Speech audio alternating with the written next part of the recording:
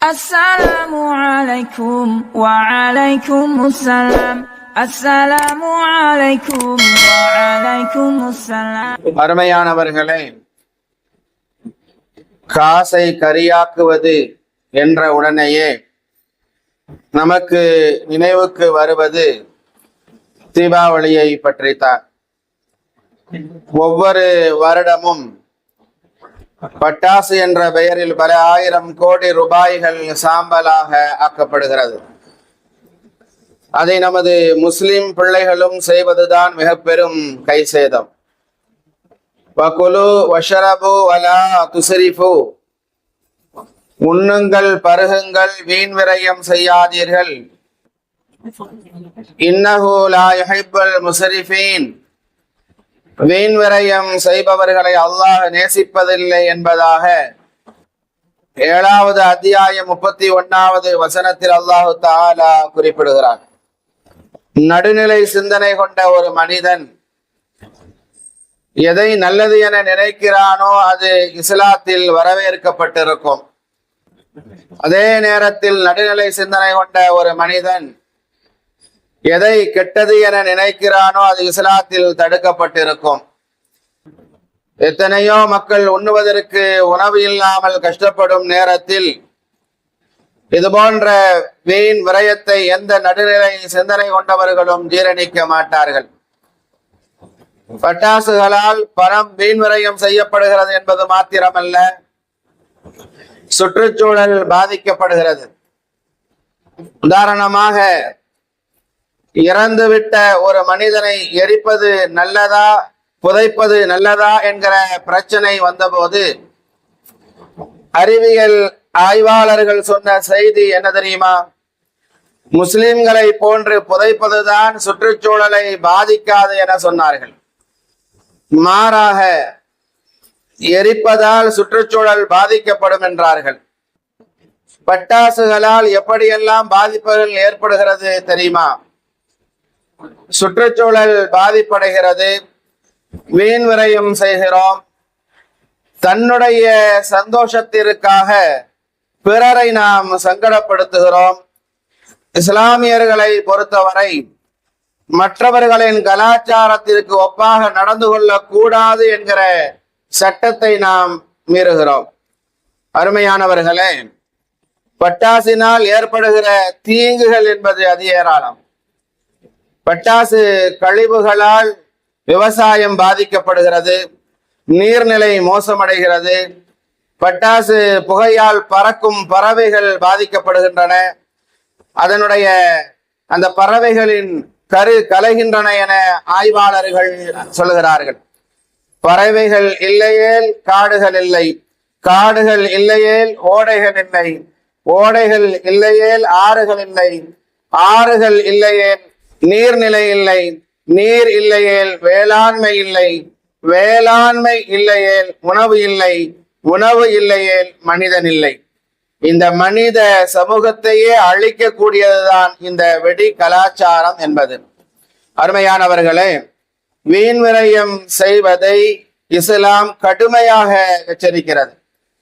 ஒவ்வொரு தீபாவளி பண்டிகையின் போதும் சில ஏரியாக்களில் மற்றவர்களை விட பட்டாசுகளை வாங்கி வெடித்தவர்கள் அதிகம் பேர் முஸ்லிம்கள் தான் என்பது குறிப்பிடத்தக்கது.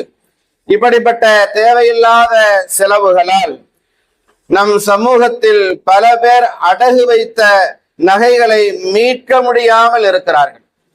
இவர்கள்தான் அடகு கடைக்காரர்களை வளர்த்து விடுகிறார்கள்.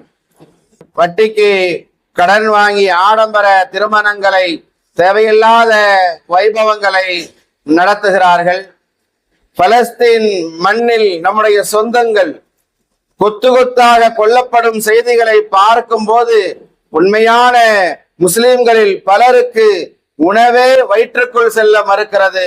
ஆனால் சில முஸ்லிம்கள் இதை பற்றியெல்லாம் எந்த கவலையும் இல்லாமல் ஆடம்பரமாக செலவு செய்து கொண்டிருக்கிற, ஆடம்பர செலவுகளில் மூழ்கி திளைக்கிற நிலையை நாம் பார்க்கிறோம்.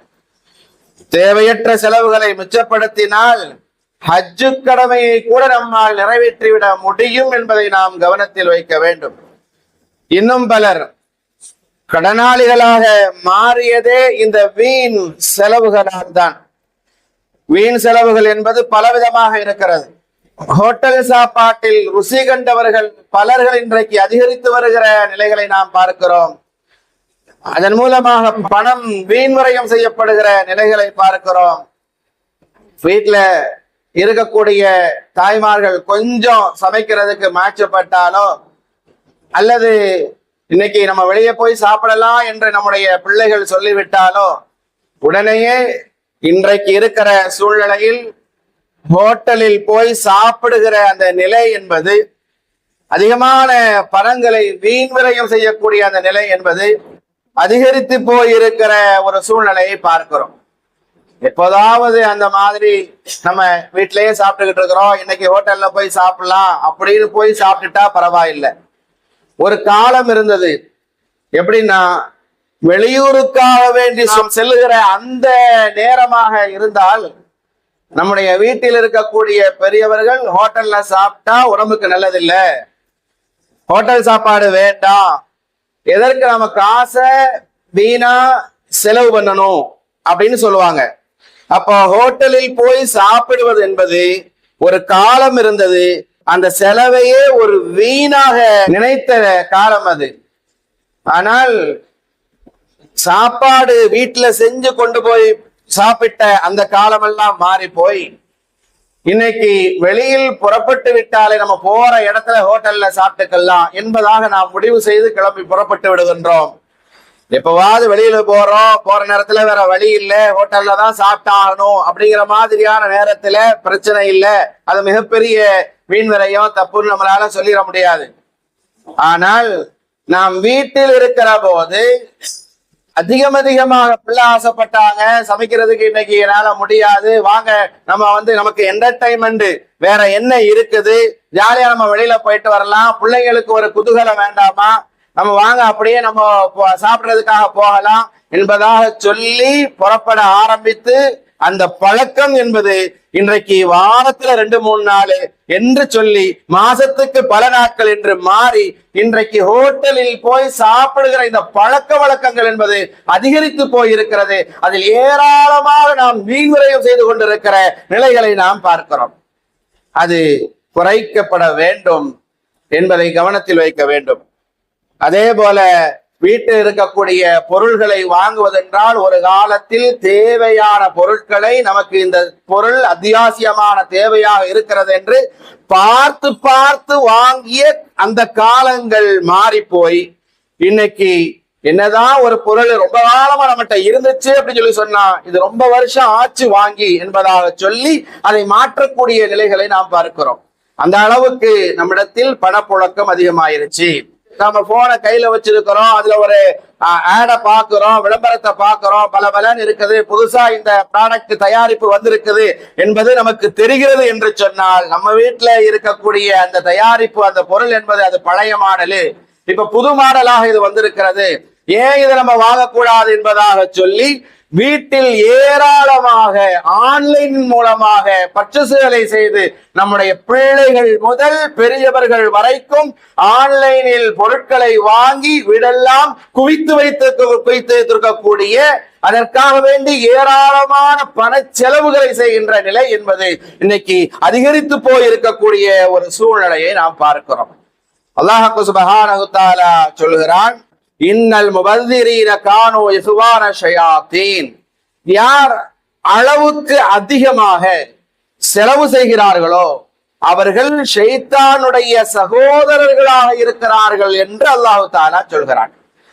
நாம் நம்முடைய செலவுகளை எப்படி வைத்திருக்கிறோம், நாம் யாராக இருக்கிறோம் என்பதை கொஞ்சம் யோசித்து பார்க்க வேண்டும். ஷைத்தானினுடைய சகோதரர் என்பதாக சொல்லிவிட்டு அல்லாஹ் தஆலா அந்த ஷைத்தான் எப்படிப்பட்டவன் தெரியுமா? அடுத்து சொல்றான், வகான ஷைத்தானு லிரப்பிஹி கஃபூரா. அந்த ஷைத்தான் இருக்கிறானே அவன் எப்படிப்பட்டவன் தெரியுமா?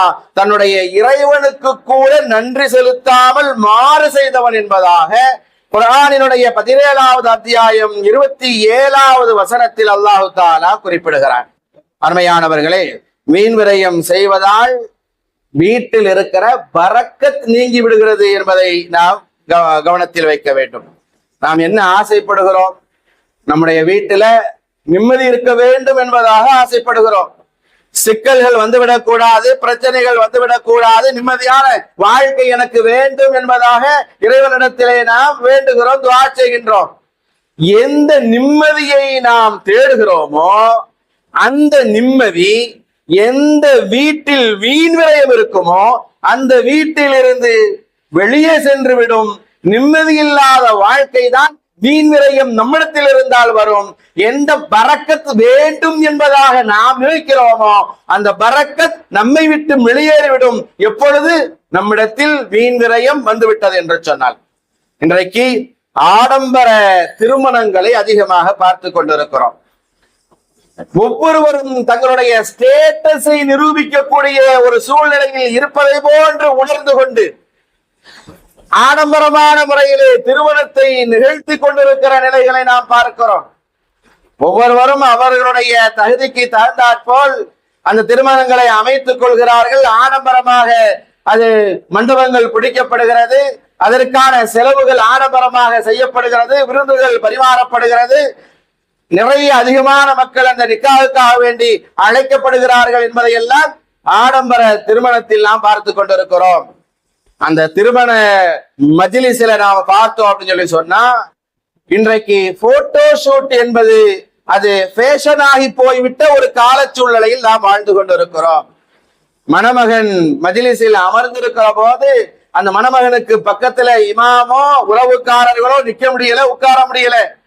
ஒரு நெருக்கடியான சூழ்நிலையை யார் ஏற்படுத்தி விடுகிறார்கள் என்று சொன்னால் அந்த போட்டோகிராஃபர், போட்டோ எடுக்கக்கூடியவர்கள் ஏற்படுத்தி விடுகிறார்கள். அவர்கள் அந்த மணமகனை போக்கஸ் பண்ண வேண்டும் என்பதற்காக வேண்டி அவர்கள் பண்ணுகிற ஒவ்வொரு அலைப்பறைகளையும் நீங்கள் கண்கூடாக பார்த்திருக்க கூடும். அந்த பொதுமக்கள் எல்லாம் மணமகனை எங்கே இருக்கிறார் என்று தேடுகிற அளவுக்கு அங்கே வெள்ளை குடைகள் எல்லாம் வைக்கப்பட்டு மறைக்கப்பட்டிருக்கிற நிலைகளை நம்மால் பார்க்க முடிகிறது. அந்த போட்டோ ஷூட் என்பது இன்றைக்கு அந்த மண்டபங்கள்ல நம்மளால பார்க்க முடியும். இன்றைய டெக்னாலஜி ட்ரோன்கள் மூலமாக வீடியோக்கள் எடுக்கப்படுகிறது. ட்ரோன் மூலமாக ஒரு வீடியோ, அந்த ஏரோப்ளேன் அப்படி விமானம் பறந்துகிட்டு இருக்கு இல்லையா, அதை என்ன பண்ணும் அப்படின்னு சொல்லி சொன்னா மண்டபத்தில் இருக்கக்கூடிய ஆண்களாக இருந்தாலும் சரி பெண்களாக இருந்தாலும் சரி அவர்கள் எப்படிப்பட்ட சூழ்நிலைகளிலும் இருக்கலாம். அவங்க இந்த மாதிரி இங்க ட்ரோன் பறக்குது, வீடியோ நம்மள ஒரு கவரேஜ் பண்ணிக்கிட்டு இருக்குது, கேமரா எடுத்துக்கிட்டு இருக்குது அப்படிங்கறதெல்லாம் பார்க்க மாட்டாங்க. அவங்க இன்ட்ரெஸ்டா அவங்களுடைய உறவுகளோடு நீண்ட நாட்களுக்கு பிறகு சந்தித்திருப்பார்கள், பேசிக் கொண்டிருப்பார்கள். அப்படி இருக்கிற அந்த நேரத்தில் நமக்கு மேலாக பறக்கக்கூடிய, நம்முடைய குடும்பத்து பெண்களுக்கு மேலாக பறக்கக்கூடிய அந்த ட்ரோன்கள் அது அந்த பெண்களை அப்பட்டமாக எப்படி வேண்டுமானாலும் படம் எடுக்கலாம் என்பதை நாம் கொஞ்சம் யோசித்து பார்க்க கடமைப்பட்டு இருக்கிறோம். அந்த ட்ரோன்கள் ஒரு பக்கம் பறக்குது அப்படின்னு சொல்லி சொன்னா அதே நேரத்தில் போட்டோ ஷூட் எடுக்கிறோம் என்கிற பெயரில் அந்த போட்டோ எடுக்கக்கூடிய போட்டோகிராஃபர் இருக்கிறாரு, அவர் என்ன பண்ணுவாருன்னா ஒரு கட்டத்துல மணமகனையும் மணமகளையும் தனியாக அழைத்து சென்று விடுவார். அவரு எங்கெல்லாம் அவரு போட்டோ எடுத்தா நல்லா இருக்குமோ அங்கெல்லாம் அவரை நிற்க வைத்து இருவரையும் போட்டோ எடுக்கக்கூடிய அந்த நிலை இருக்கிறதே, அந்த நேரத்தில் அந்த நாளில் அந்த மணமகனும் மணமகளும் அந்த போட்டோகிராஃபருக்கு அப்படியே கட்டுப்பட்டாக வேண்டிய ஒரு சூழ்நிலையில் இருப்பார்கள். இருவரும் கட்டிப்பிடித்துக் கொள்ளுங்கள் என்பதாக சொல்வார், கட்டிப்பிடிப்பார்கள். பெண்ணை பார்த்து மணமகனுக்கோ மணமகனை பார்த்து பெண்ணுக்கோ முத்தம் கொடு என்பதாக சொல்வார்கள், முத்தம் கொடுப்பார்கள். உணவு ஊட்டுவதை போல போட்டோ எடுக்கப்படும். மடியில் இருவரில் மாறி மாறி படுத்து போட்டோ எடுக்கப்படும். இப்படியெல்லாம் பலவிதமான போட்டோக்களை எடுக்கிற போட்டோ ஷூட்டினுடைய நிலை என்பது இன்னைக்கு அதிகரித்து போயிருக்கிறது. இதுல உச்சகட்டமாக நாம் சொல்ல வேண்டும் என்று சொன்னால் இன்றைக்கு புது டெக்னாலஜியாக ஏஐ என்கிற ஒரு டெக்னாலஜி வந்திருக்கிறது. ஒரு குடும்பத்துல நிக்காஹ் நடக்கிறது என்று சொன்னால் அந்த குடும்பத்துல இருக்கக்கூடிய பெரியவர்கள் அந்த பாப்பிளையுடைய அல்லது பொண்ணுடைய வாப்பாவோ உம்மாவோ இல்லைன்னா ரெண்டு பேரமோ வஃபாத்தாக இருக்கலாம். வஃபாத்தான அவர்களையே அந்த போட்டோல கல்யாண வீடியோல உயிரோடு இருக்கிற மாதிரி, அந்த கல்யாணத்துல அவங்க கலந்துகிட்ட மாதிரி, அந்த மணமக்களை வாழ்த்துகிற மாதிரி எல்லாம் வந்து நிற்கிற வஃபாத்தாகிவிட்ட அவர்கள் நீங்க நல்லா இருக்கணும் என்று வாழ்த்துகிற மாதிரி, இல்லைன்னா மணமகனை மணமகளை கெட்டிப்பிடித்து ஆசீர்வாதம் பண்ணுகிற மாதிரி எல்லாம் இன்றைக்கு வீடியோக்களை யாரோ எடுத்துக் கொண்டிருக்கிறார்கள் என்பதல்ல. இஸ்லாமிய குடும்பங்களில் இருக்கக்கூடியவர்கள் கூட இந்த ஏஐ மூலமாக மரணித்து விட்டவர்களை அந்த வீடியோ காட்சியாக கொண்டு வந்து அதை பார்த்து கண்ணீர் வடித்துக் கொண்டிருக்கக்கூடிய உணர்ச்சி பூர்வமான நிலைகளை எல்லாம் பார்க்க முடிகிறது என்று சொன்னால் இதுவெல்லாம் மார்க்கம் அனுமதித்தது அல்ல. தடை செய்யப்பட வேண்டியது, மிகவும் கவனமாக இருக்க வேண்டியது, நம்முடைய ஈமானுக்கு அது பாதிப்பை ஏற்படுத்திவிடும் என்பதை நாம் கவனத்தில் வைக்க வேண்டும். யார் இந்த மாதிரி ஆடம்பரமான திருமணங்களை செய்து கொண்டிருக்கிறார்கள்? ரொம்ப வசதி படைத்தவர்கள், அவங்கதான் இந்த மாதிரி பண்றாங்க. இல்ல படிக்காத பாமரர்கள், அவங்கதான் இந்த மாதிரி பண்றாங்க. அப்படியெல்லாம் இல்லாத அளவுக்கு ஒவ்வொருவரும் தங்களுடைய ஸ்டேட்டஸை காண்பித்தே ஆக வேண்டும் என்கிற கட்டாயத்தில் இருப்பதை போல வசதி படைத்தவர்களாக இருந்தாலும் சரி, வசதியில் நடுநிலையில் இருப்பவர்களாக இருந்தாலும் சரி, படித்தவர்களாக ஆலிம்களாக படிக்காதவர்களாக இருந்தாலும் சரி, ஆலிம்களாக இருக்கக்கூடியவர்கள் இந்த அளவுக்கு சொல்லணும்னு சொன்னா, இன்னைக்கு ஆலிம்களாக இருந்து பல மதரசாக்களை நடத்தி கொண்டிருக்கக்கூடியவர்கள் கூட அவர்களுடைய இல்ல திருமணம், குடும்ப திருமணத்திற்கு மணமகனையும் மணமகளையும் நிற்க வைத்து மிகப்பெரிய மண்டபங்கள் பிடிக்கப்பட்டு அது ஜோடிக்கப்பட்டு போட்டோ ஷூட் எடுக்கப்பட்டு இன்றைக்கு யூடியூப்பிலே அவர்கள் வளம் வர விட்டிருக்கிறார்கள் என்று சொன்னால் யாருடைய முன்மாதிரி இது?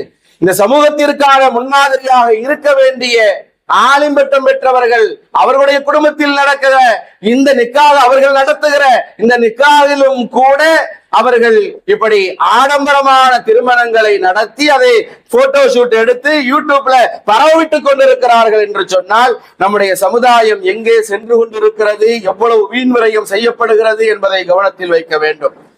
உங்களுக்கு ஒன்று தெரியுமா? குஜராத்ல கலவரம் நடந்த போது அந்த நேரத்துல பாதிப்பை ஏற்படுத்தியவர்கள் அந்த பகுதியில இருந்த வறுமை கோட்டில் இருந்த தாழ்த்தப்பட்டவர்கள் என்று சொல்லப்பட்ட அந்த மக்கள் தான் அதிகமான இஸ்லாமியர்களை கொண்டிருக்கிறார்கள், பாதிப்பை ஏற்படுத்தி இருக்கிறார்கள்.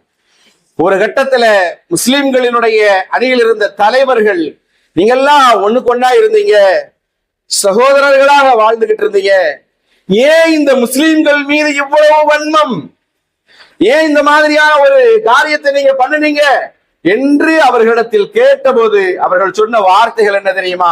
அவங்க பக்கத்து வீடா நாங்க இருந்தோம், அவர்களோடு சேர்ந்துதான் நாங்க வாழ்ந்துகிட்டு இருந்தோம், அவர்களுடைய முஸ்லிம்களுடைய இஸ்லாமிய திருமணங்களை அவர்களுடைய மண்டபங்களில் நடத்துவார்கள், அண்டா அண்டாவா சோறாக்குவாங்க, பிரியாணி செய்வாங்க, அந்த உணவுகளை எல்லாம் எங்களுக்கு மிஞ்சி போகிற விருந்துக்கு எங்களை அழைத்தல்ல, மிஞ்சி போகிற அந்த உணவை எங்களுக்கு கொடுத்திருந்தால் கூட நாங்கள் பற்றோடு அவர்கள் மீது பாசத்தோடு இருந்திருப்போம். ஆனால் எங்களோடு இருந்த அந்த முஸ்லிம்கள், வசதி படைத்த அந்த இஸ்லாமியர்கள் அந்த உணவுகளை எல்லாம், மிஞ்சி போன அந்த உணவுகளை எல்லாம் அண்டா அண்டாவாக சட்டி சட்டியாக அப்படியே கொண்டு போய் குப்பைகளை கொட்டுவதை நாங்கள் எங்களுடைய கண்களால் பார்த்து வறுமையில் இருக்கிற நாங்கள் இரத்த கண்ணீர் வடித்துக் கொண்டிருந்தோம்.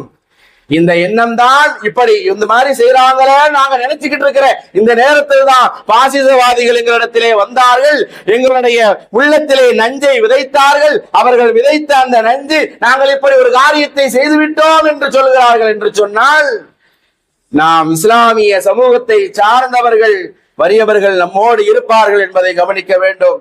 ஒருவன் வயிறு நிறைய சாப்பிட்டுக் கொண்டிருக்கிறான் என்று சொன்னால், வயிறு முட்டை முட்டை சாப்பிட்டுக் கொண்டிருக்கிறார் என்று சொன்னால், வயிற்றுக்கே சோறு இல்லாமலும் பல நபர்களுடைய இரவுகள் கழிந்து கொண்டிருக்கிறது என்பதை நாம் மறந்துவிடக் கூடாது. ஆயிஷா ரலியல்லாஹு அன்ஹா அவர்கள் அறிவிக்கிற ஒரு செய்தி, ஆயிஷா ரலியல்லாஹு அன்ஹா அன்ன ரசூலுல்லாஹி ஸல்லல்லாஹு அலைஹி வஸல்லம் قال ان اعظم النكاح بركه ايسره مؤنتا. ஆயிஷா ரலியல்லாஹு அன்ஹா அவர்கள் அறிவிக்கிறார்கள், நபிகள் பெருமானார் ஸல்லல்லாஹு அலைஹி வஸல்லம் அவர்கள் சொன்னார்கள், திருமணங்களில் மிகவும் பரக்கத்தானது குறைந்த செலவில் நடத்தப்படும் திருமணங்கள் தான் என நபிகள் பெருமானார் ஸல்லல்லாஹு அலைஹி வஸல்லம் அவர்கள் சொன்னார்கள். வீண் விரயம் இல்லாத குறைந்த செலவிலான திருமணங்களில் பரக்கத் உண்டு என்பதை பலவிதமாக நாம் விளங்கலாம். இத்தகைய திருமணங்களில் இணையும் மணமக்கள் பெரும்பாலும் நிம்மதியாக வாழ்வதை நம்மால் கண்கூடாக பார்க்க முடியும். ஆடம்பரமான திருமணங்களின் மூலம் இணைந்த எத்தனையோ மணமக்கள் நிம்மதி இல்லாமல் வாழ்வதையும் நாம் பார்த்து கொண்டுதான் இருக்கிறோம். பரக்கத் இருந்தால்தான் நிம்மதி இருக்கும். ஆடம்பர திருமணங்களில் நிம்மதி கிடைப்பதில்லை. ஏனென்றால் அந்த திருமணங்களில் மணமக்களுக்காக வேண்டி நாம் துஆ செய்கிறோம், அவர்கள் பரக்கத்தான வாழ்க்கை வாழ வேண்டும் என்பதாக. பாரக்கல்லாஹு லக வ பாரக அலைக்குமா வ ஜமா பைனக்குமா ஃபீ கைர், உங்களுடைய வாழ்க்கை பரக்கத்தா இருக்கட்டும் என்று நாம் துஆ செய்கின்றோம். அதனுடைய பரக்கத்திற்குரிய மலக்குகள் வருகிற நிலையில் இருந்தால்தான் அந்த துஆ ஏற்கப்பட்டு அவர்களுக்கு பரக்கத்தான ஒரு வாழ்க்கை கிடைக்கும். பரக்கத்தான மலக்குகள் வருவதற்கான எல்லா வழிகளையும் நாம் அடைத்து விட்டோம். இஸ்லாம் எதையெல்லாம் தடை செய்திருக்கிறதோ அதையெல்லாம் நாம் செய்து கொண்டிருக்கிறோம். ஆடம்பர திருமணங்களை இஸ்லாம் விரும்புவதில்லை என்கிற போது அந்த ஆடம்பரத்தை நாம் கையில் எடுத்திருக்கிறோம். மலக்குகள் வருகை தராத அளவுக்கு உள்ள நிகழ்வுகள் அங்கே நடைபெற்றுக் கொண்டிருக்கிறது.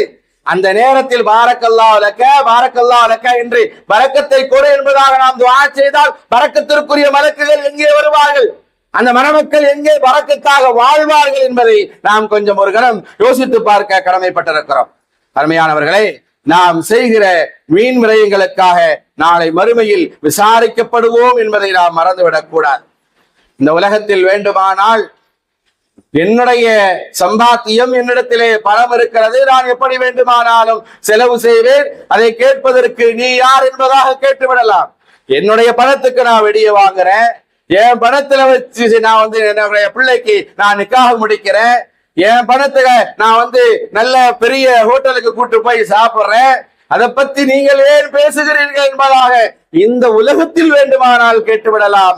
ஆனால் நாளை மறுமையில் நபிகள் பெருமானார் ஸல்லல்லாஹு அலைஹி வஸல்லம் அவர்கள் சொன்னார்கள், பாலலா தஸூலு கதம இப்னி ஆதம் யௌமல் கியாமா மின் அன்தி ரப்பி ஹத்தா யுஸ்அல அன் ஹம்ஸின். நாளை மறுமை நாளில் அல்லாஹ் தஆலா கேட்கிற ஒரு 5 கேள்விகளுக்கு பதில் சொல்லாமல் நிற்கிற அந்த இடத்தை விட்டு முன்னாலும் போக முடியாது, பின்னாலும் போக முடியாது. ஆதமுடைய மகன் அந்த இடத்தை விட்டு நகரவே முடியாது. அது மிகவும் நெருக்கடியான நிலையாக அந்த மனிதனுக்கு இருக்கும் என்பதாக நபிகள் பெருமானார் ஸல்லல்லாஹு அலைஹி வஸல்லம் அவர்கள் சொன்னார்கள்.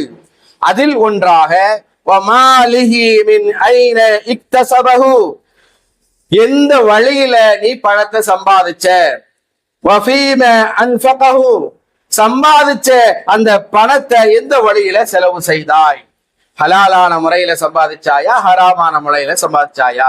சரிப்பா, நீ சம்பாதித்த உன்னுடைய பணம் இருக்கிறதே, அதை நீ ஹலாலான வழியில் செலவு செய்தாயா, வீண் விரயம் செய்தாயா, அல்லது நல்ல வழியிலே செலவு செய்தாயா என்கிற இந்த பணம் குறித்த இந்த கேள்விகளுக்கு பதில் சொல்லாமல் நிற்கிற இடத்தை விட்டு நகர முடியாது என்று நபிகள் பெருமானார் ஸல்லல்லாஹு அலைஹி வஸல்லம் அவர்கள் சொன்னார்கள் என்று சொன்னால் வீண் விரயம் செய்வதிலிருந்து நாம் தவிர்த்து கொள்ள வேண்டும். அருமையானவர்களே, பிற மனிதர்களுக்கு நாம் நன்மை செய்ய வேண்டுமே தவிர எந்த விதத்திலும் நாம் தீங்கிழைக்க கூடாது. நம்முடைய சந்தோஷத்திற்காக பிறரை நாம் சங்கடப்படுத்த கூடாது. பட்டாசு வெடிக்கிறதுனால மனிதர்கள் பாதிக்கப்படுகிறார்கள், விலங்குகள் பாதிக்கப்படுகிறது, நோய்வாய்ப்பட்டவர்கள் பாதிக்கப்படுகிறார்கள், முதியவர்கள் பாதிக்கப்படுகிறார்கள், குழந்தைகள் பாதிக்கப்படுகிறது, கர்ப்பிணி பெண்கள் பாதிக்கப்படுகிறார்கள். மற்றவர்களுக்கு பாதிப்பை ஏற்படுத்தி நாம் சந்தோஷமாக இருக்கிறோம் என்று சொன்னால் அப்படிப்பட்ட அந்த சந்தோஷத்தை முற்றிலுமாக இந்த மார்க்கம் வெறுக்கிறது, தடுக்கிறது. நபிகள் பெருமானார் ஸல்லல்லாஹு அலைஹி வஸல்லம் ஒரு முஸ்லிம்னா யார் என்று சொல்கிற போது இப்படி சொன்னார்கள், அல் முஸ்லிம், முஸ்லிம் என்றால் யார் தெரியுமா? மன் ஸலிமல் முஸ்லிமூன மின் லிசானிஹி வ யதிஹி, எந்த ஒரு மனிதன் பிற மனிதனுக்கு தன்னுடைய கரத்தாலோ நாவாலோ துன்பம் தராமல் இருக்கிறானோ அவன்தான் உண்மையான முஸ்லிம் என்றார்கள் நபிகள் பெருமானார் ஸல்லல்லாஹு அலைஹி வஸல்லம் அவர்கள். சில பேர் என்ன சொல்றாங்க அப்படின்னு சொன்னா, நீங்க சொல்ற மாதிரி காசு கொடுத்தெல்லாம் வெடி வாங்குறது இல்ல, எங்களுக்கு தீபாவளி நேரத்துல என்னுடைய ஃப்ரெண்ட்ஸ் வட்டாரத்தில் இருந்து அல்லது என்னுடைய ஆபீஸ்ல இருந்து எனக்கு நிறைய வெடி தருவாங்க, ஊசியில வந்த வெடிதான். அப்படி ஃப்ரீயா கிடைச்ச வெடியை நம்ம சும்மா தூர போட முடியுமா? யார்ட்டையும் கொடுக்க முடியுமா? அதனால பிள்ளைங்க ஆசைப்படுறாங்க, சும்மா ஓசியில கிடைச்ச வெடிதானே, அதனால ஒரு ஜாலி, ஒரு என்ஜாய்மெண்ட், பிள்ளைங்க ஆசைப்படுறாங்க அப்படிங்கிறதுனால அதை கொடுத்து பிள்ளைகளை வெடிக்க சொல்கிறோம் என்பதாக சாக்கு போக்கு சொல்லக்கூடிய நிலைகளை பார்க்கிறோம். இப்படி நமக்கு ஃப்ரீயா கிடைக்குதுன்னு நாம கொடுத்து நம்முடைய பிள்ளைகளை வெடிக்க வைக்கிறோம் என்று சொன்னால் ஒவ்வொரு பிள்ளைகளுக்கும் அவர்களுடைய பெற்றோர்கள் தான் ஹீரோக்கள் என்பதை நாம் மறந்துவிடக் கூடாது. இன்னைக்கு நாம கொடுத்து வெடிக்க வச்சிருவோம், ஓசிலே கிடைச்சதுன்னு காரணத்தை சொல்றோம், அவங்க என்ஜாய் பண்றாங்க, அவங்க சந்தோஷத்தை பார்த்து நாம சந்தோஷப்படுறோம். இதே பழக்கம் தான் நம்முடைய பிள்ளைகளிடத்திலும் நாளைக்கு வரும். அப்ப அந்த நேரத்துல அவர்கள் நமக்கு ஓசிலை வாங்கணும்னு சொல்லி சொன்னா அவருடைய பிள்ளைக்கு அவன் காசு கொடுத்து வாங்கி கொடுக்கலாம். நம்ம வாப்பா செஞ்சாரு, இன்னைக்கு நாம செய்யறோம் என்கிற ரீதியில் அது ஒரு பழக்கமாக கலாச்சாரமாக நம்முடைய இஸ்லாத்தில் இல்லாத சகோதர சமுதாயத்தில் இருக்கிற அந்த கலாச்சாரம் நம்முடைய ரசூலுல்லாஹி ஸல்லல்லாஹு அலைஹி வஸல்லம் அவர்கள் தடை செய்திருக்கிற இந்த கலாச்சாரத்தில் நுழைவதற்கு நாமே காரணமாக ஆகிவிடக் கூடாது. அது நுழைந்து விடும் என்கிற போது அதில் கவனமாக இருக்க வேண்டும். நம்முடைய பிள்ளை மேல நம்ம ரொம்ப பாசம் வச்சிருக்கிறோம்னு சொல்றோமே, நபிகள் பெருமானார் ஸல்லல்லாஹு அலைஹி வஸல்லம் அவர்களை விடவா நாம நம்மளுடைய பிள்ளை மேல பாசம் வச்சிட போறோம்? ரசூலுல்லாஹி ஸல்லல்லாஹு அலைஹி வஸல்லம் தன்னுடைய பேர பிள்ளைகள் ஹசன் ஹுசைன் ரலியல்லாஹு தஆலா அன்ஹுமா அவர்களை எந்த அளவுக்கு நேசித்தார்கள் என்று சொன்னால் என்னுடைய நெஞ்சமெல்லாம் அவர்கள் நிறைந்திருக்கிறார்கள் என்பதாக சொன்னவர்கள். அந்த ஹசன் ஹுசைன் ரலியல்லாஹு தஆலா அன்ஹுமா ரெண்டு பேரும் வீட்டுல விளையாண்டு கொண்டிருக்கிற போது ஒரு சதக்காவினுடைய பொருள் ஒரு பேரிச்சம்பழ துண்டு ஒன்று, அதை எடுத்து அந்த ரெண்டு பேர்ல ஒரு குழந்தை என்ன செய்யறாங்க, எடுத்து தன்னுடைய வாயில் வைத்து விடுகிறது. அந்த பேரிச்சம்பழத்தை வாயில வச்சத ரசூலுல்லாஹி ஸல்லல்லாஹு அலைஹி வஸல்லம் பார்த்துட்டாங்க. அந்த பிள்ளையினுடைய தொண்டை வரைக்கும் அது போகுது. இப்ப நாம இருந்தா சின்ன பிள்ளை அறியாத்தனமா செஞ்சுட்டு விளங்கிட்டு போகுது, இனிமே நம்ம சாப்பிடக்கூடாதுமா, இது சதக்காவுடைய பொருள் அப்படின்னு நாம சொல்லி இருப்போம். வாயில உள்ள அந்த பழத்தை எடுக்கலாம் மாட்டோம், சின்ன பிள்ளைதான இறக்கத்துல நாம விட்டுருப்போம். ஆனா ரசூலுல்லாஹி ஸல்லல்லாஹு அலைஹி வஸல்லம் என்ன பண்ணாங்க தெரியுமா, அவர்களை விடவா பிள்ளைகளின் மீது நாம் பாசமுடையவர்களாக இருக்கிறோம். ரசூலுல்லாஹி ஸல்லல்லாஹு அலைஹி வஸல்லம் அந்த பேரப்பிள்ளையினுடைய வாயில் இருந்த அந்த பேரிச்சம்பழத்தை எடுப்பதற்காக அப்படியே அந்த பிள்ளையினுடைய கன்னத்தை அமுக்கி அந்த தன்னுடைய விரலை அந்த பேரப்பிள்ளையினுடைய வாயில விட்டு தொண்டை வரைக்கும் சென்ற அந்த பேரிச்சம்பழத்தை அப்படியே வெளியே எடுத்து துப்ப வைத்தார்கள் என்பது மாத்திரமல்ல, அறியாத வயதில் இருக்கிற அந்த பிள்ளைக்கு உபதேசம் செய்தார்கள் ரசூலுல்லாஹி ஸல்லல்லாஹு அலைஹி வஸல்லம். இது சதக்காவினுடைய பொருள், நம்முடைய குடும்பத்திற்கு இது ஹராமாக ஆக்கப்பட்டிருக்கிறது, மகனே இதை நாம சாப்பிடக்கூடாது, இந்த மார்க்கத்தினுடைய கலாச்சாரம் இதுவல்ல என்பதாக சொல்லி நபிகள் பெருமானார் ஸல்லல்லாஹு அலைஹி வஸல்லம் அவர்கள் அதை தடுத்தார்கள் என்று சொன்னால் சிறுவயதாக இருக்கக்கூடிய நம்முடைய பிள்ளைகளுடைய சந்தோஷத்திற்காக மகிழ்ச்சிக்காக ஒரு என்டர்டைன்மெண்ட் என்றெல்லாம் சொல்லி நாம் விடுகிற இந்த சின்ன சின்ன தவறுகள் இருக்கிறது, அதுதான் கடைசியில் அவர்களை மிகப்பெரிய பாவிகளாக மாற்றி விடுகிறது என்கிற போது சிறுவர்களாக இருந்தாலும் இந்த சின்ன வயசிலேயே சொல்லி புரிய வைக்கக்கூடிய ஹீரோக்களாக பெற்றோர்களாக நாம் இருக்க வேண்டும். நபிகள் பெருமானார் ஸல்லல்லாஹு அலைஹி வஸல்லம் அவருடைய எச்சரிக்கையை பாருங்கள். மன் தஷப்பஹ பிகௌமின் ஃபஹுவ மின்ஹும், எவன் ஒரு கூட்டத்திற்கு ஒப்பாக செயல்படுகின்றானோ அவன் அந்த கூட்டத்தை சார்ந்தவன் தானே தவிர அவன் முஸ்லிம் அல்ல என்று நபிகள் பெருமானார் ஸல்லல்லாஹு அலைஹி வஸல்லம் அவர்கள் கூறினார்கள் என்று சொன்னால் எவ்வளவு மிகப்பெரிய எச்சரிக்கை. நாமெல்லாம் நம்மை இஸ்லாமியர்கள் முஸ்லிம்கள் என்பதாக கூறிக்கொண்டிருக்கிறோம் இல்லையா? ரசூலுல்லாஹி ஸல்லல்லாஹு அலைஹி வஸல்லம் அவருடைய உம்மத் என்பதாக பெருமையாக சொல்லிக் கொண்டிருக்கிறோம். நபிகள் பெருமானார் ஸல்லல்லாஹு அலைஹி வஸல்லம் அவர்கள் சொல்லுகிறார்கள், நீங்க யாரை பின்பற்றுகிறீர்களோ அவரை சார்ந்தவர்கள் என்பதாக சொல்கிறார்கள் என்று சொன்னால் நாம் ரசூலை பின்பற்ற வேண்டுமா அல்லது வேறு யாரையாவது பின்பற்ற வேண்டுமா? நம்முடைய செயல்பாடுகள், நம்முடைய பிள்ளைகளுடைய செயல்பாடுகள் எப்படி இருக்க வேண்டும் என்பதை நாம் கவனத்தில் வைத்து செயல்பட வேண்டும். பட்டாசு வெடிப்பதால் நாம் இரண்டு பாவங்களை செய்கின்றோம். ஒன்று நம்மை நாமே அழித்துக் கொள்வது, மற்றொன்று மற்றவர்களை அழிப்பது. ஒன்று நமக்கு நாமே அழிவை ஏற்படுத்துவது, இரண்டாவது மற்றவர்களை அழிப்பது. இந்த இரண்டு பாவங்களும் ஒரு சேர பட்டாசில் அமைந்திருக்கின்றன என்பதை கவனத்தில் வைக்க வேண்டும். உங்களுடைய கரங்களை நாசத்தின் பக்கம் போடாதீர்கள் என்பதாக அல்லாஹ் குறிப்பிடுகிறான். நன்மை செய்யுங்கள், நன்மை செய்பவர்களைத்தான் அல்லாஹ் நேசிக்கிறார் என்கிறான்.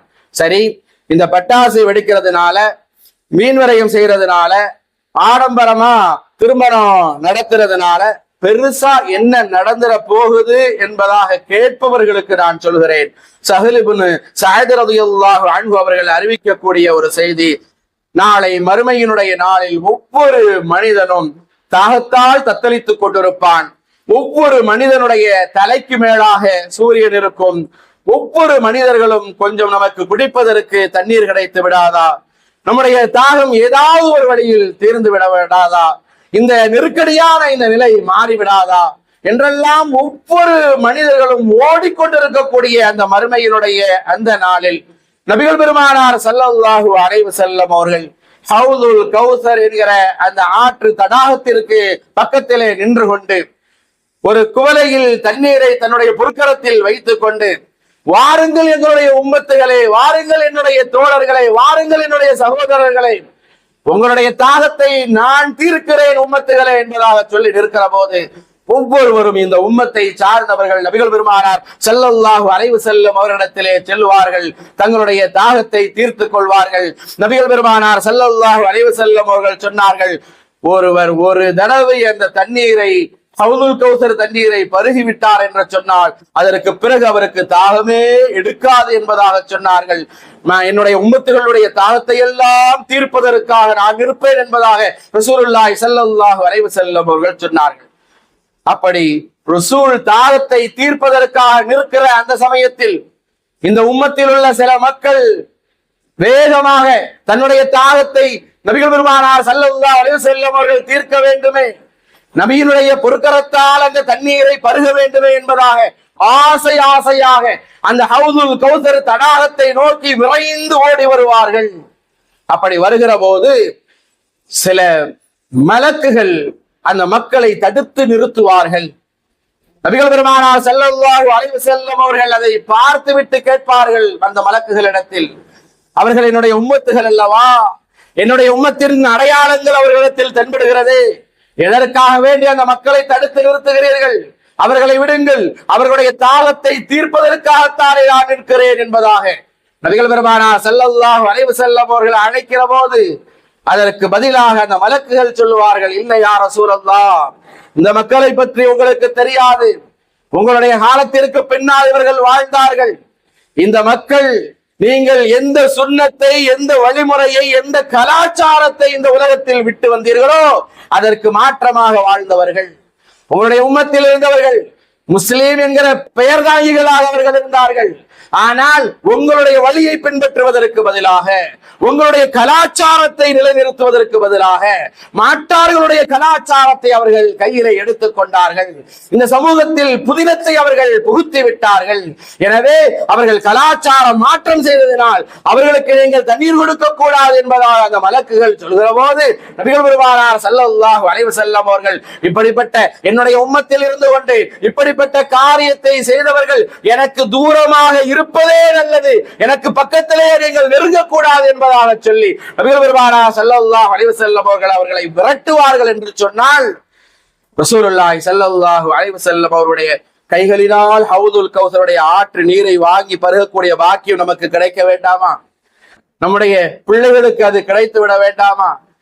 அது கிடைக்க வேண்டும் என்று சொன்னால் நபிகள் பெருமானார் ஸல்லல்லாஹு அலைஹி வஸல்லம் அவர்கள் தங்களுடைய வாயினால், என்னுடைய பக்கத்தில் நீங்கள் நெருங்குவதற்கு தகுதியானவர்கள் அல்ல, என்னுடைய சுன்னத்தை பின்பற்றாதவர்கள் நீங்கள், எனக்கு பின்னால் என்னுடைய கலாச்சாரத்தை நீங்கள் மாற்றி இருக்கிறீர்கள், மாற்றார்களுடைய கலாச்சாரத்தை நீங்கள் கையில் எடுத்திருக்கிறீர்கள், நீங்கள் என் பக்கத்தில் வருவதை விட தூரத்தில் தூரமாக செல்வதுதான் நல்லது என்பதாக நபிகள் பெருமானார் ஸல்லல்லாஹு அலைஹி வஸல்லம் அவர்கள் சொல்லுவார்கள் என்று சொன்னால், அப்படிப்பட்ட நிலையில் இருந்தும் அல்லாஹ் சுப்ஹானஹு வ தஆலா நம்மை பாதுகாத்து அருள்பாலிப்பாராக.